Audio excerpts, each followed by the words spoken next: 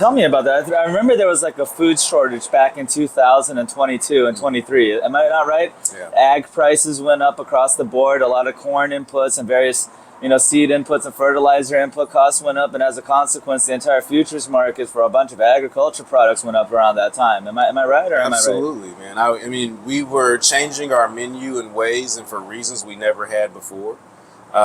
Eggs got to the price of, a dozen eggs cost the same amount as a whole chicken.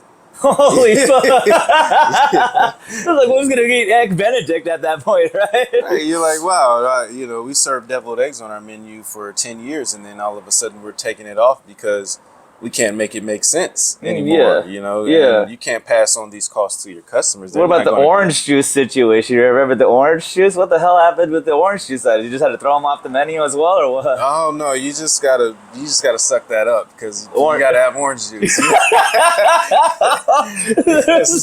that freaking orange just went missing for a year. That's crazy too. Yeah. Oh my goodness. And if you had a concept that depended heavily on frying or a lot of oil, you were in pain for a long time because the price of oil, cooking oil went out the roof for a ridiculous amount of time, and we'd never seen price increases sustain for so long of a period of time. I mean, pre-COVID, I could get a handle of oil, a cooking oil, for $25, $30 for like a whole 12, almost 18-month period of time. That same price was triple.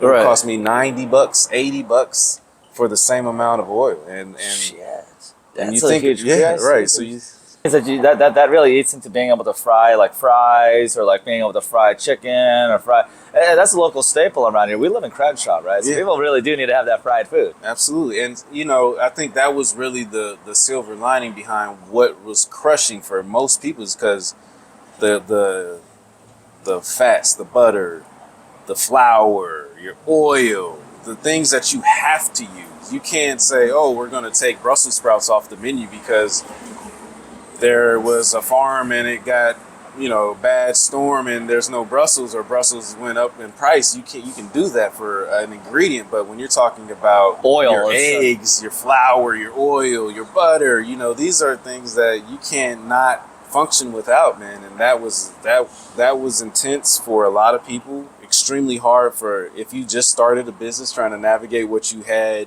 in your projections and what reality was just it's just so too different. much. It's just so different.